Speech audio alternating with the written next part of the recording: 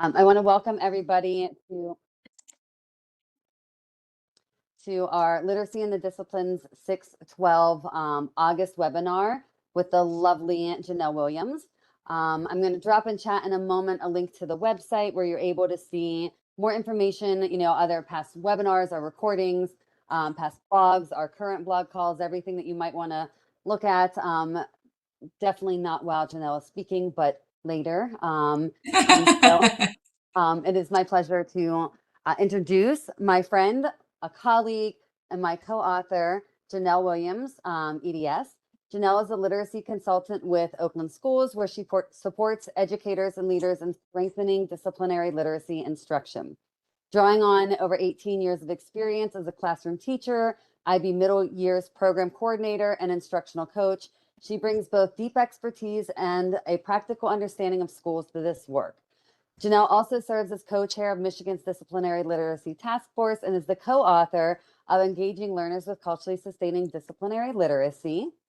I am delighted to welcome Jenelle as she leads us in exploring how we can build greater coherence and sustain momentum in disciplinary literacy implementation. So I'm going to pass it over to you, Jenelle. Thank you so much. What a lovely introduction. It's almost like we know each other well. Well, thank you everybody for being here today. I know that this is a busy time of year and a busy time of day. And I'm really looking forward to just offering some ideas that have been useful in our work, not only in Michigan, but across additional states if I've been lucky enough to be invited in.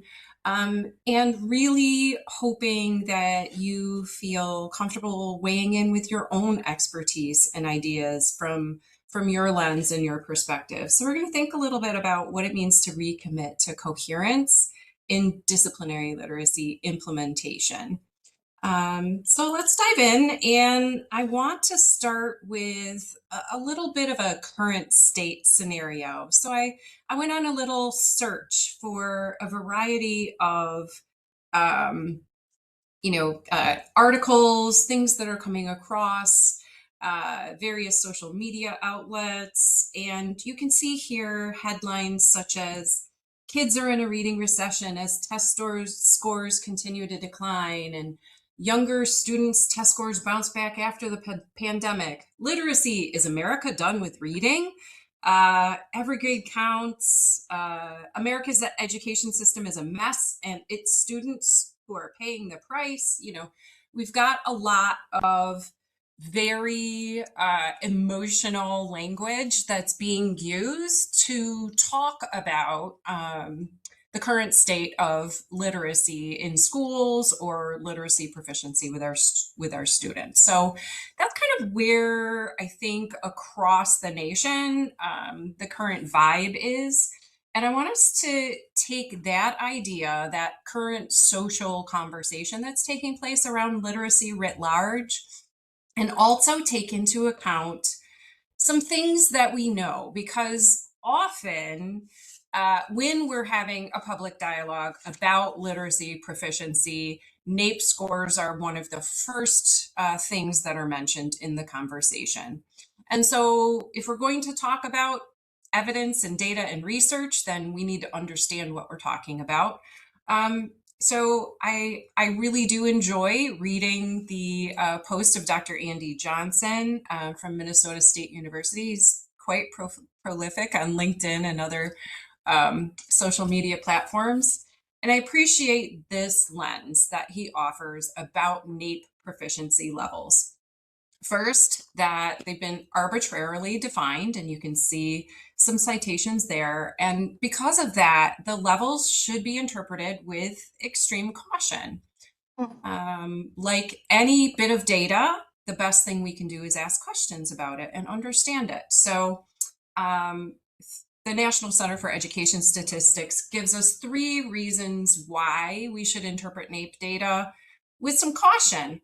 First, we're setting proficiency levels as human beings based on something that we're aspiring to. So there's not a mathematical purpose to those proficiency levels, and they're currently being used on a trial basis. So this is not, in other words, established science, right? It's being explored right now. And we need more evidence to see if the proficiency levels that are being used on a trial basis are reasonable, valid, and informative.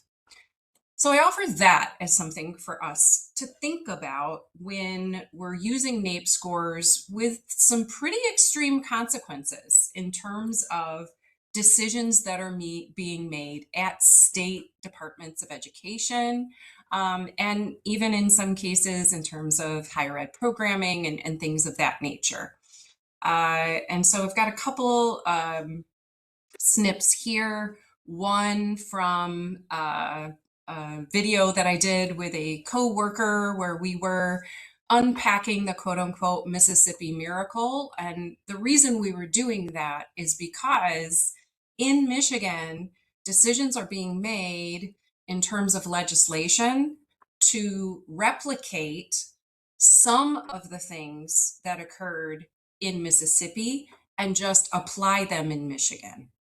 And hope for the same results, even though we have different demographics, we have different systems, very different systems in place. And so there are some consequences to this discourse of X state did this and increased NAEP scores for this group of students. Therefore, it should be replicated in a variety of spaces. You can also see here the fact that when we're talking about NAEP score decline, we need to be really careful when we're looking at that mathematically. And then also knowing that I think we have some folks here from the Carolinas and of course other places. And another implication is, you know, based on this NAEP score, literacy score conversation, requirements being made of 160 hours, mandating elementary school teachers to complete 160 hours of science of reading training, which is a significant amount of time for these educators. And there are some assumptions that if the teachers engage in the professional learning, that it will have implications on their practice, despite the fact that that's not always the case. So we've got a lot of big consequences for this broad discourse. And often what happens is, I promise I won't stay on this slide a long time because it's a moving GIF, but this pendulum swing, right? This discourse that whatever we were doing in the past wasn't working as demonstrated by our literacy scores. And so we need to move to the very other end of the spectrum with what we're doing. As opposed to really having a more informed discourse about what's going on, why, and what research tells us we can do about it. So I'm going to just kind of ground some of the conversations that I offer for us tonight in a few ideas.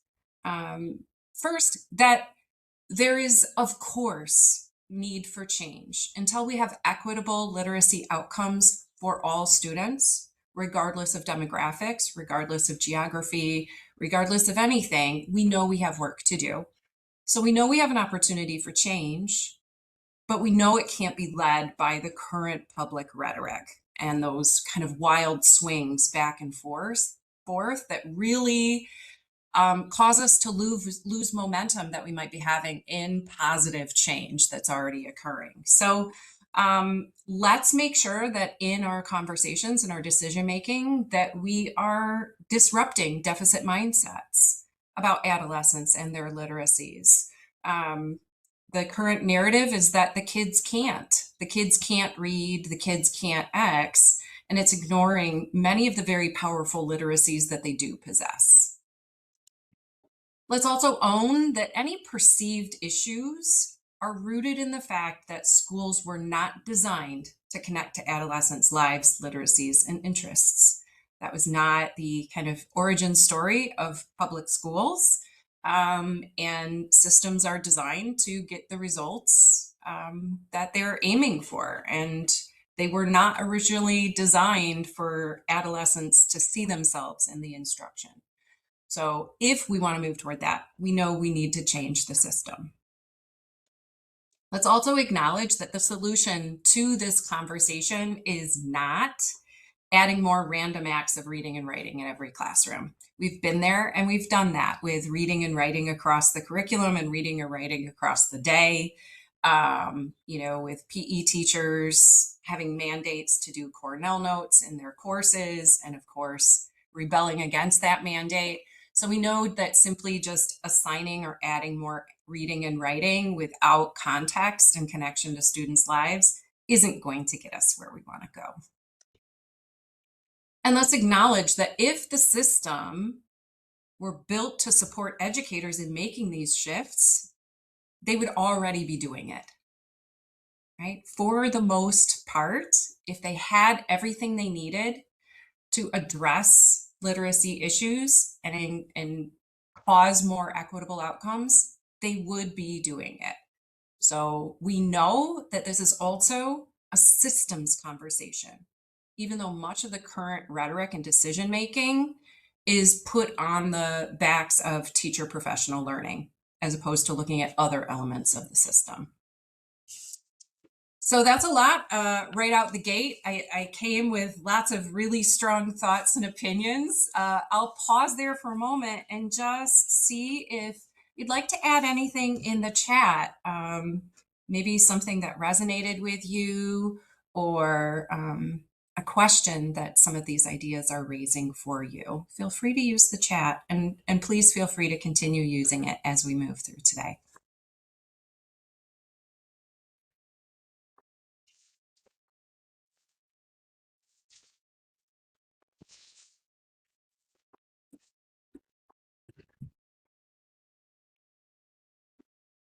And I see typing faces.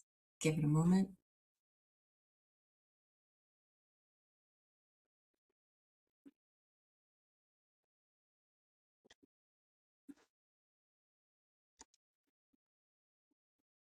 And while you're finishing that thought, I'm going to keep going. Thanks, Liz. So if all those things are true and the question is, how do we get there?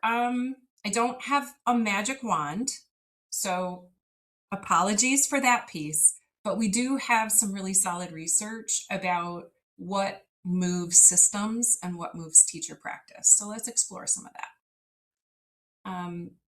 The first thing that we need to understand is that just because we say disciplinary literacy is something we're going to be implementing in our system, it's not a linear change. Just because you say it, this isn't baseball, right? If you build it, they will come. Unfortunately, we know that this sort of change, because it changes teacher identity and student identity, it's not going to be linear. And we also know, as we see up here, from Doug Reeves, that any initiative, whether it's disciplinary literacy or anything else, in order for us to really see changes in measurable outcomes for students, we need to get to a place eventually where 90% or more of the teaching faculty are embedding those changes in their regular practice, right? So that's a pretty significant percentage of teachers. And we'll talk a little bit tonight about change theory and how various people respond to change. And that's another reason why these efforts are multiple year efforts, 3 to 5 years at a minimum. The other thing that I think is really a useful frame to apply here is the social discipline window. And you might be familiar with it from restorative practices, but I think it can be applied in a leadership context as well. And so I've adopted using it to have us think about the two axes of support and control in terms of what is or isn't provided for teachers as they're navigating this change. So if we're in a scenario where a leader is providing low support to teachers, but also setting low expectations, that would be in the bottom left section of the quadrant. And that's really that kind of, almost neglectful, doing nothing. And that can sound like, we have other things we need to be thinking about. I just need I just need, teachers to be following their lesson plan. I need kids to be out of the hallway. Often those are scenarios where the system is really stressed, right? But we can also have scenarios where there's high support and low expectations. And we would call that laissez-faire or doing for. That often sounds like, well, my teachers are really overwhelmed. I just don't want to stress them with one more thing. Those kind of statements. And if that's the prevailing message that teachers are receiving, of course, instruction is not going to shift. We can also have low support and high expectations that are so high that they're almost unreasonable. Here's a booklet or here's a book on doing disciplinary literacy. Read it, do it. I'm going to be looking for it in my classroom walkthroughs and evaluations, right? We know that's not going to get the results we're looking for. So we really want it to be this doing with, where the leader is giving lots of opportunities for support and setting high expectations at the same time. And that requires leaders to feel comfortable embracing a mindset of being an instructional leader. And that's a shift for them as well. And that means they need support in their system to make that shift. We also know, in addition to high expectations and high support, there are other things that teachers need in order to shift their practice. Some of you may be familiar with this model. It's the Noster model for complex change. And disciplinary literacy, we would make the case, is a very complex change. It affects every part of your educational system. So teachers need all of these things. They need a vision to be set that they can see themselves in. They need the skills to shift their practice. When we say incentives, I'm not talking about a nacho bar one day. I'm talking about those real benefits that come from shifting their practice, whether it's recognition from their leader and peers, or additional certifications that grant them more respect, those things that make them feel like they're being treated as professionals. They need resources. If their curricular materials are not aligned with a shift toward disciplinary literacy, and we're asking them to teach using disciplinary literacy, there's a disconnect, right? Then what we're saying to teachers is, use these curricular materials, but somehow figure out how to use them in a new way. And we need a plan. There has to be an articulated plan for what it's going to look like in year 1, 2, 3, 4, 5. The plan can change, but teachers, especially now, need to know, what's the ask of me? What is the end goal that I'm working toward? Without any one of those things, you can see in purple the anticipated results that can occur. And I also really, really appreciate the diffusion of innovations theory, which actually comes out of business, technology, not really an educational thing, but it applies because it has a lot to say about any sort of innovation, any sort of change, and how people typically react to that change. And I bet as you're looking on this bell curve and thinking about innovators, early adopters, early majority, late majority, laggards, you might be imagining some educators or leaders that you've worked with and maybe presented a change to them. And they've had kind of a predictable response to that change. And it might be, I'm not trying that. No thanks. Or I'm 2 years from retirement. You want me to do what? And the point in bringing these up is not to people blame. It's to acknowledge that just because you've named an initiative like disciplinary literacy doesn't mean everyone's going to have the same initial response. And in this diffusion of innovations theory, and in the speaker notes, and I believe you will get access to the slide deck, it talks about what people at each stage in the bell curve need in order to feel safe enough to take that leap and embrace that innovation. So these are valid human needs that people have. That means we need to design with them in mind. And so if we're going to be coming to our staff and saying, I want us to be working on disciplinary literacy, this is really going to help us, improve student engagement. It's going to help us improve literacy. You can anticipate who might initially embrace it and design for those folks. And then you can also anticipate and plan for those folks that might need something different. They may need to see it in a colleague's classroom, or they may need to see actual evidence that it's moving some elements of other teachers' practice in terms of numbers. Whatever it is, you can design with that in mind, because you're not going to change their typical human response. And blaming them doesn't solve the issue. We all know that. The other thing that I think we need to anticipate when we're making a big change like this is the fact that if we just embrace our professional development calendar, which I don't know about all of you, but in Michigan, our districts really struggle. They might have just a few days in their calendar to work with teachers across the board on any sort of initiative. And so it's really, really tricky for them to make these large scale changes. And we also know that even if it's just a particular teaching strategy, it usually takes a minimum of 20 different instances, learning whether it's trying something out and getting feedback, and as many as 50 hours of instruction, practice, and coaching before anyone can master any new strategy. That's a significant amount of time that our professional learning calendars don't currently support. So I'm just kind of looking at the faces I'm seeing here. Are there any states or places that you support where people have a wealth of professional development opportunities, more time than they know what to do with? If so, I want to move there. If you could just give me that info. I had a feeling that maybe we were all in a similar boat with this, right?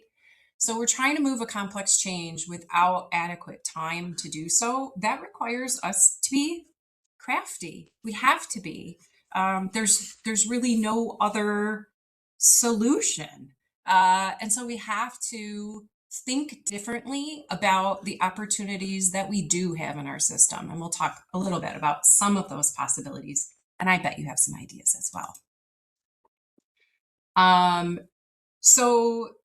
One of the things that we've developed in Michigan, and you're welcome to take it, use it, throw it in the trash, change it, totally up to you. But we wanted to help middle schools and high schools that were trying to reconnect with the idea of teachers being in a professional learning community. We've done a lot with it. We kind of got away from it in COVID, and we're trying to get back to it. But we wanted to ground it in disciplinary literacy itself so that teachers could see step by step how they could set a small collaborative inquiry question goal with their colleagues, engage with research around best practice, try some things in their classrooms, gather some classroom focused artifacts, and come back together and have conversation. Whether that's during more formal professional development activities or informal opportunities that might exist, whether it's staff meetings or if there is additional pay offered for teachers that engage in this kind of learning. A tool like this allows the teachers to drive their learning in really flexible ways that are closest to their actual classroom practice.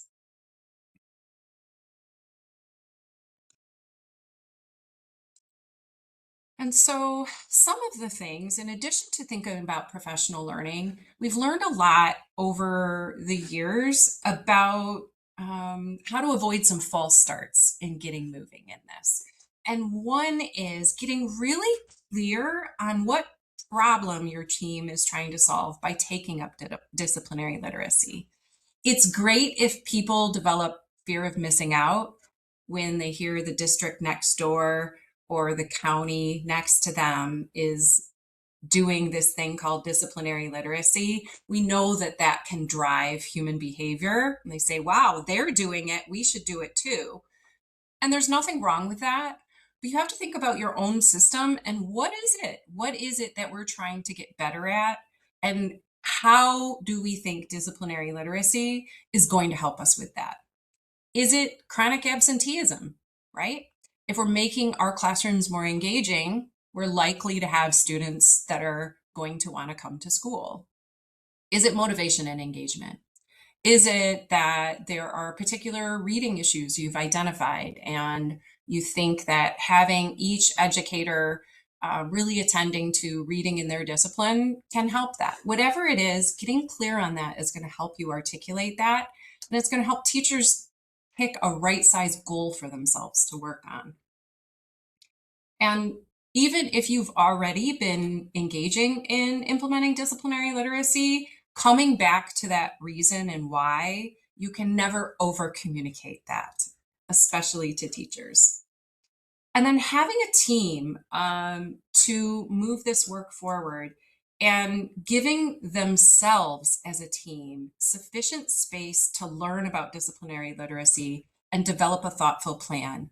We know that this work is urgent. We know that we want to address issues we're seeing in our systems. And we also know you can't create a thoughtful plan if you don't fully understand the thing that you're planning around. So having a leadership team that has representatives, leaders, people from different content areas, people from different roles that can come and be in a learning space together becomes a really powerful model for how you want your teachers to come together and learn together.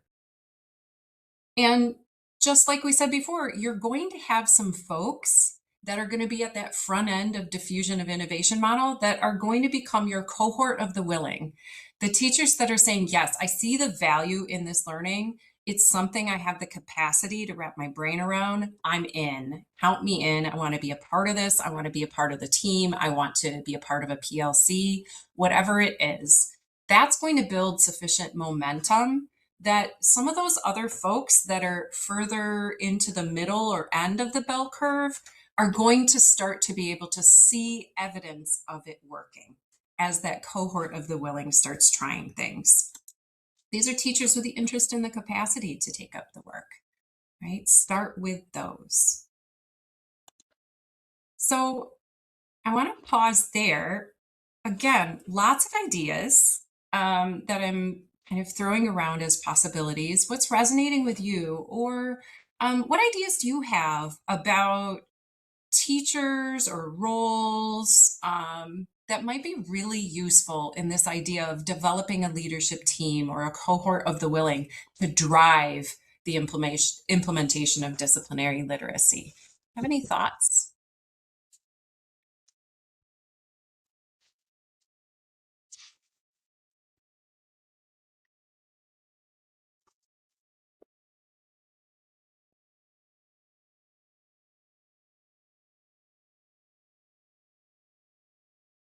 I feel like it's cheating when I unmute. I think, what you're emphasizing in a big piece and an answer to that question is every teacher has useful expertise and insights. They might be in different ways, or this piece of the puzzle or that piece of the puzzle, but they all are enacting, implementing, and have expertise in different ways. Yeah, absolutely. I think, when we think about the idea of apprenticeship and kids actually doing the work similar to various professions, I think our performing arts, our visual arts, many of those courses are a natural fit because the kids aren't sitting around admiring solely what some other musician or artist has done. That's not the only purpose of that course. I understood their struggles. They're also doing visual art and doing performing, right? So for sure. Yeah, feel free to keep adding any ideas into the chat that might pop up.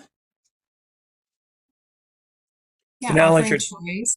Yeah, go ahead, Kurt. Janelle, as you're talking, I'm rereading Culturize at the moment. And so many of those principles, like encouraging all of us in a building, including teachers, everybody's a leader of kids.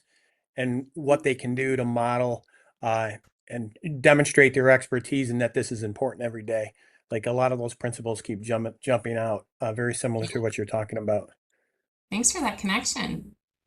Yeah, we think that there are a lot of assets that already exist within systems, and sometimes we don't automatically connect them to this idea of disciplinary literacy. So we have a lot of teachers in Oakland County that have been thinking about building thinking classrooms that resource. They've been engaging in book studies and professional learning around that, and it's really shifted their math instruction in ways where students are collaborating together. They're making their thinking visible, right?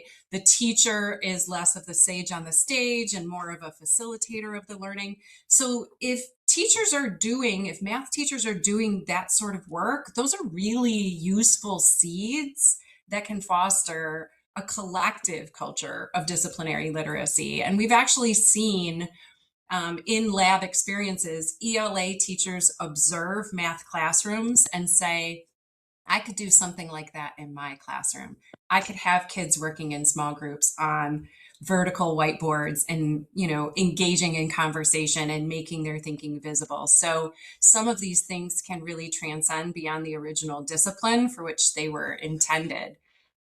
We think that there's a lot of strength if teachers have been thinking about the next generation science standards and moving to phenomenon-based instruction. There's already a lot of strength there that can be leveraged. And of course, ELA teachers have a lot to bring to a conversation about literacy. So, but it doesn't just have to be English language arts teachers. Because you can think about from the perspective of teachers of other disciplines, if every time there's an initiative that has any connection to literacy, it's solely driven by ELA teachers, then the unintentional message is that anything related to literacy doesn't apply to me, right? So sometimes those decisions that we make send a message that we're not intending to send, right? And we really, as I said before, teachers beyond the core really have a lot to offer in this space. And I don't know about all of you, but in my context, they often feel like they are considered last in improvement efforts, or when people are planning professional development, they're kind of the add-ons, like what do we do with the visual arts teachers and things like that. So giving them a space to share their expertise in ways where it's valued is incredibly powerful. I still remember providing professional learning for a middle school staff, and I had interdisciplinary groups of teachers discussing elements of their practice, and the PE teacher was sharing some things that he regularly does to help students with goal setting and reflection. And the other teachers were blown away, asking him so many questions about how he did what he did. And he said, I am not lying when I say he had tears in his eyes. He said, this is the first time anyone has ever asked me about anything I do in my classroom. And I think that that is a really sad thing for someone that had been in a school for a long time. So let's not replicate that. Let's lift that expertise that might be hidden, right? And really find ways to leverage it. I will say that sometimes it is challenging for some ELA educators that I work with in this space to embrace the idea of inquiry and handing more choice and voice over to students. And so that can be an area of growth for them while they carry some expertise in reading and writing instruction, right? We'd like to offer this. It's a very friendly slide. It's got colored bubbles, right? Feels very, unassuming. But this can be a starting point if you're having a conversation with people about disciplinary literacy. It can sound very intimidating, but if you start by saying, gosh, when I think about my staff, do I have any areas of strength in terms of kind of writing to learn or informal writing? Do I have a teacher that I know is having kids do sketch notes and notebooks and things like that? Or do I have someone that's been working a lot about handing over control to students in terms of the discourse they have with each other? So starting with these entry points, these small entry points, which can then lead to a large scale implementation of disciplinary literacy, can be really useful.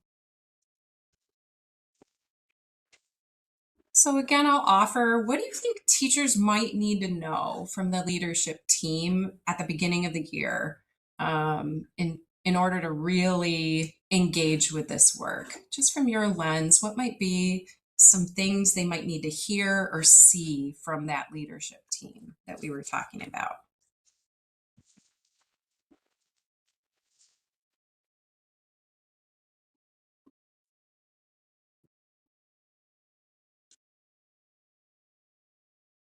Yeah, thanks for your comment there, Kurt. Appreciate it.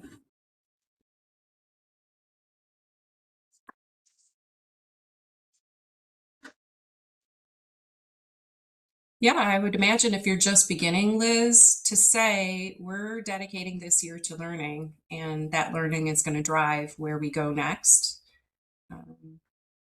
Pretty powerful message for a leadership team to send, right? Making themselves a little bit vulnerable, putting themselves in the place of the learner as well. Yeah, keep the ideas coming in the chat. So we think, like what Liz said, that adjusting the plan in light of teacher feedback or what you're learning is a way to collectively build that ownership, to co-create the plan. And I think teachers would appreciate knowing here are the opportunities for learning. Here are the opportunities you have to collaborate, and here's what we're hoping we'll gain by the end of the year, even if it's just some really robust learning experiences. And like I said before, it's okay to change the plan. It doesn't have to be perfect in stone with, amazing logos and all of those sorts of things. It can be a fluid thing. One of the things that can be useful is to regularly get input on teachers' perceptions of their own knowledge, skills, and abilities in this. And so in Michigan, we were really inspired by the Literacy in the Disciplines survey that Kevin and Rochelle and many other people from the LiD group, that some of which are on this call, created. And we took that survey and adapted it to include references to our Michigan document on disciplinary literacy. But we've had a lot of people use those questions to regularly get a sense of how teachers are feeling and to help them plan next in a really responsive way. So very thankful for the LiD team for creating that and sharing it publicly. It's allowed us to move things in Michigan, and maybe it might be helpful to you too. So that link will take you to a question bank that you could use to build out using whatever survey software you use. And just a caveat, cognitive bias is a real thing. And what we often find when we're working with secondary educators is they feel very confident at the beginning when we ask them, how they feel about their knowledge, skills, and abilities. Usually vocabulary is a little shaky, but in many other ways, they say they feel really confident. And we often hear people say, well, I'm already doing all of that in my classroom. And we say, okay.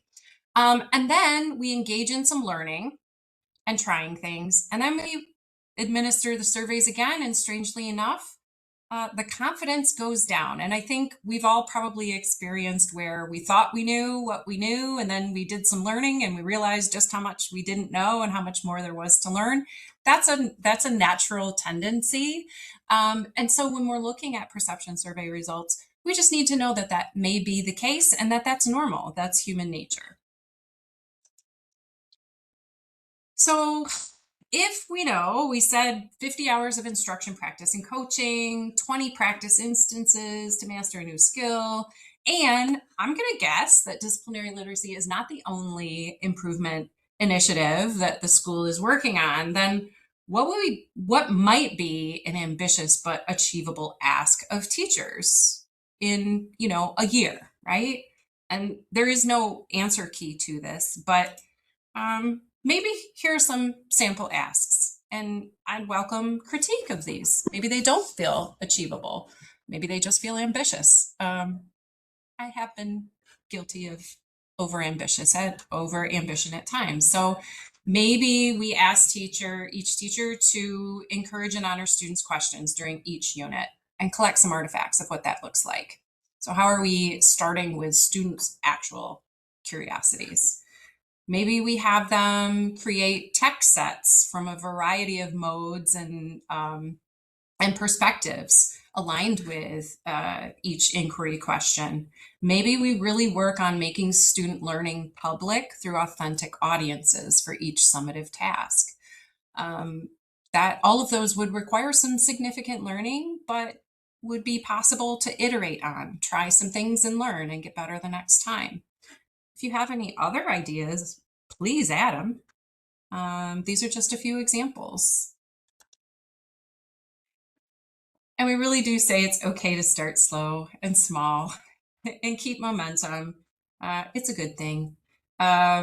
We often, and Kurt, I think you and I have had conversations over the years, because we feel the urgency for change, sometimes we bite off a little bit more than we can chew, and then we learn we've got to take it a little smaller, right? And that's a natural tendency, and that just represents the urgency of really wanting to improve the student experience, right? It's certainly not stemming from trying to overwhelm teachers.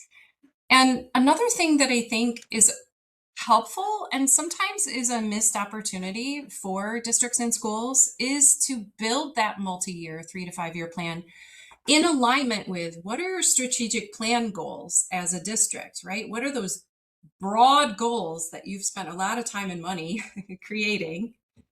What about your building continuous improvement goals and any other initiatives? So building out your plan in response and connection to those things, as opposed to it being a separate thing that you're working on, really feels like an opportunity to streamline, that we're all swimming in the same direction.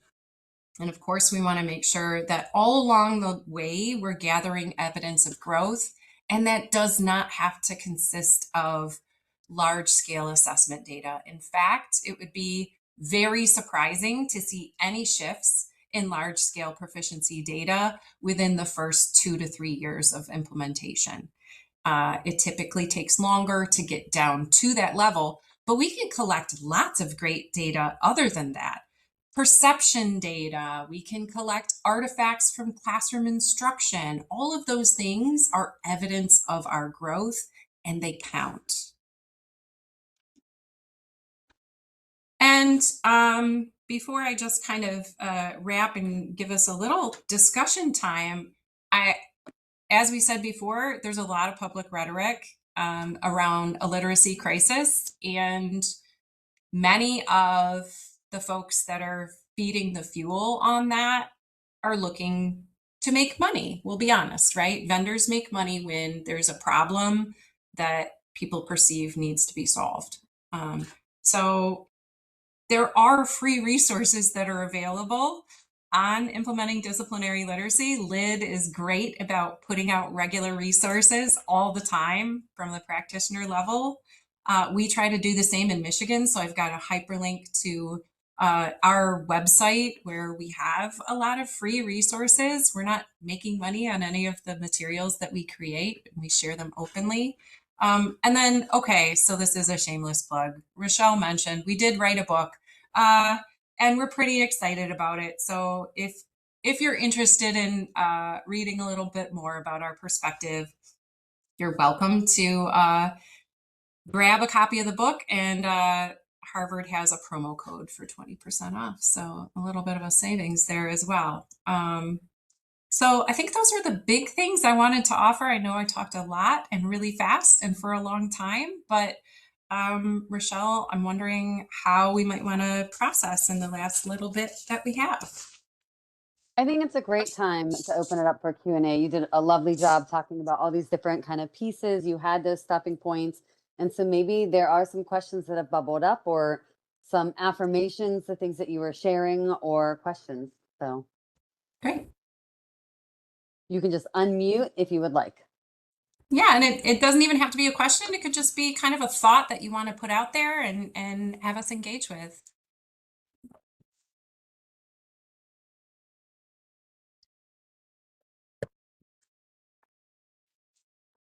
I feel like I've been doing this with the grant. We should all have either a 1-sentence summary that you can either unmute or put in chat, or one word that like is just really calling to you from learning in this presentation. It means everybody gets engaged. I love that.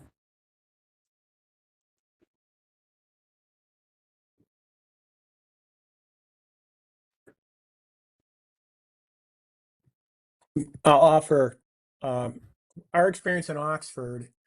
As we went down the road, we kind of stalled because teachers still didn't know what it actually looked like, right? So what does it look like in my classroom? So Jenelle and her team provided some lessons, and those were very helpful. We used those and copied those. And then we started highlighting teachers who were, hey, they tried something, whether it was great or not. We just had them do a snippet at the beginning of every Wednesday morning. We have PD for a little bit, a 5-10 minute snippet as they walk through what they did, and people could see, okay, what elements did you use? What did you try to do? Was it intentional? Because there was a tendency to, oh yeah, we included vocabulary, so we did the element on a principle and on, like, no, was that the intention? Like, what did you do to intentionally? But okay, what did they actually hit? So we had a great conversation, and we like finally started to celebrate successes, but also, okay, what were some of the lessons learned? What is it and what is it really not?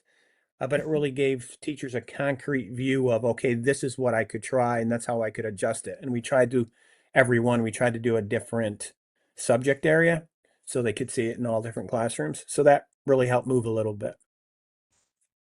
I appreciate that, Kurt, because what you're really lifting is there's a difference between having students use their literacy and intentionally making space in your instruction for that to happen, right? Like it's a plan, and it's not just you assigning students to do their literacy.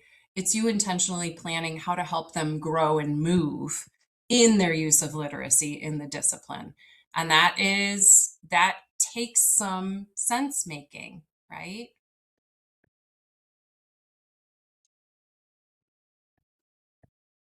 Jennifer says, drawing on what a teacher can do as a starting point. Yes. And I think, teachers feel a little bit beaten down right now. So naming what they can do is great. In Australia, we're having a whole lot of new policies and strategies through a program called the Strong Beginnings, and teachers are being and pre-service teachers are being very explicitly told this is what you must do, to the point that teachers and teacher educators' work is now being checked. And our materials will be checked by AI to make sure that we are using the right types of words like science of reading a particular number of times in our lectures. It's not quite what one would have expected from Australia. So it's quite controversial at the moment, and teachers are stepping back and going, well, what am I doing and why is this happening to me? So I think the notion of starting with what teachers can already do is a really powerful message that might break through a bit of that. Yeah, that sounds really, really challenging. Yeah. So you're experiencing the pendulum shift, right? That extreme shift. I think we are experiencing the pendulum shift, but I think what we're also experiencing is the involvement of politicians into education in a way that Australia has not before. So this is very much the agenda of the National Minister for Education, and we're all a little bit shell-shocked into what happened to our Australia. How did we get here? So that will be a pendulum shift, because it inevitably won't work. So then what, because teachers are already saying, and teacher educators, what's going on? Why don't you trust me? So that's the psychological, emotional impact of why don't you trust me? So then there will be another pendulum as well. And I think that is a big part of the problem, is it's just one extreme to another. I think you would really enjoy, I had mentioned on one of the slides I had included from Andy Johnson from Minnesota State University.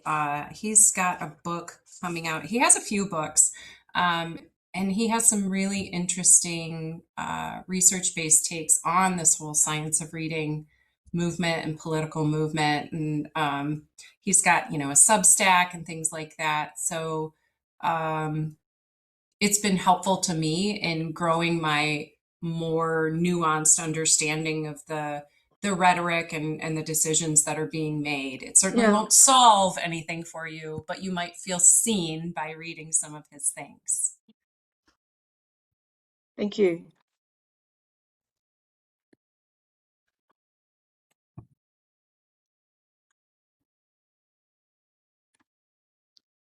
Is there anybody else? Yeah, entry points, start small. Yeah.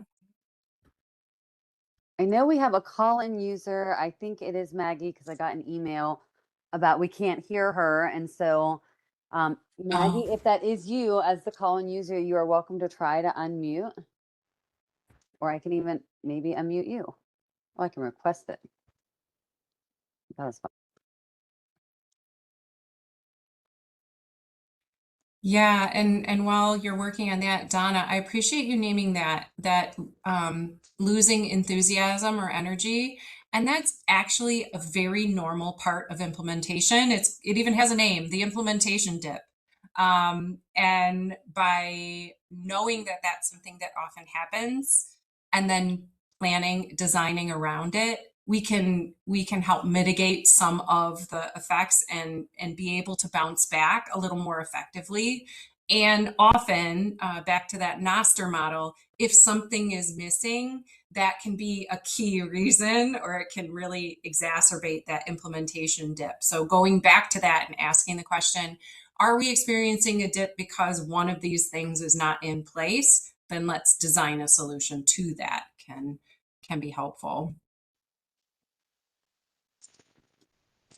I continue to be amazed when I work with my graduate level pre-service teachers and how important this topic continues to be. Just this summer, I have especially my subject area people, the biologies and the social studies, they have no clue about disciplinary literacy and its integration and the importance of using it to teach in their content area. So as you were talking, I thought, man, this is something that we have to really emphasize at the pre-service teacher level, because there is still such a lack of knowledge in terms of just how essential it is to ensure that students know how to effectively teach their content. So I'm always amazed that there's a long way. There's much work that still needs to be done.